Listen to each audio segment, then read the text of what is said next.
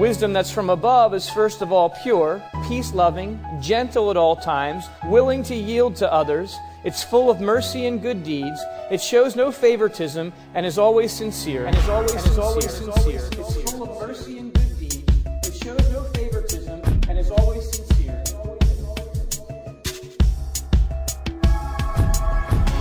Wisdom that's from above is first of all pure, gentle at all times, willing to yield to others.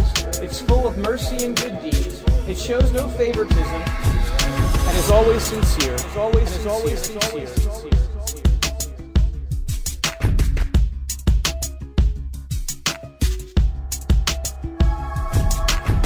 Jesus said in Matthew 12, "For out of the abundance of the heart, the mouth shall speak." In Romans chapter 10, it says, "The word is nigh to you, it's near to you, even in your mouth and in your heart." That is the word of faith which we preach, that if you confess with your mouth the Lord Jesus Christ, and you believe in your heart that God has raised him from the dead, you shall be saved. For with the heart man believes unto righteousness, and with the mouth confessions made unto salvation.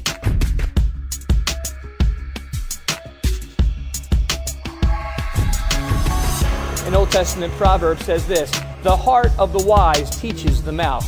I like that. The heart of the wise teaches the mouth and adds learning to the lips.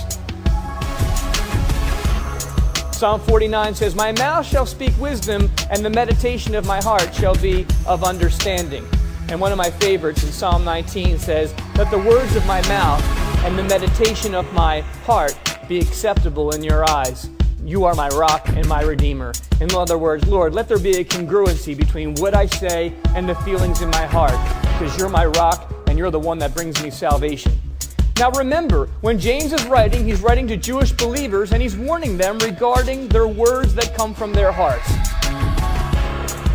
And there's an application here for us all. What he's saying is this: if you say that you have a certain degree of wisdom, a certain degree of understanding, a certain degree of insight, a certain degree of revelation and enlightenment, and you say that that's come from heaven because you've got it from God, well then come on now and demonstrate it with the way you live and love one another.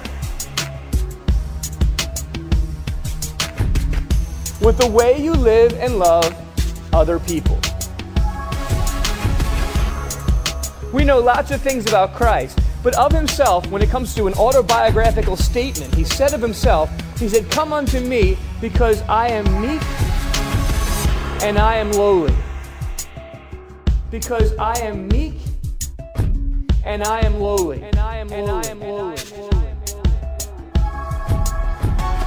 If you were to say, what are the two characteristics that kind of constitute your personality, or if you could have two new characteristics that would constitute your personality, what would they be? A new power handshake and manipulation? Would you like to have the ability to stand up in front of people and be a public presenter, and the ability to have prestige and prominence? Jesus said, "I am meek and I am lowly." And at the same time, he's the creator of the universe.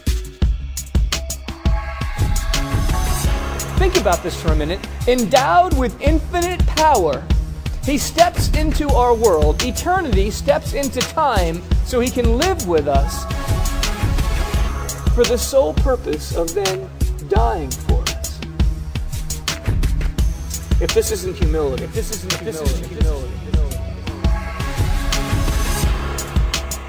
See, what I'm saying is this: his glory is hidden within his humility.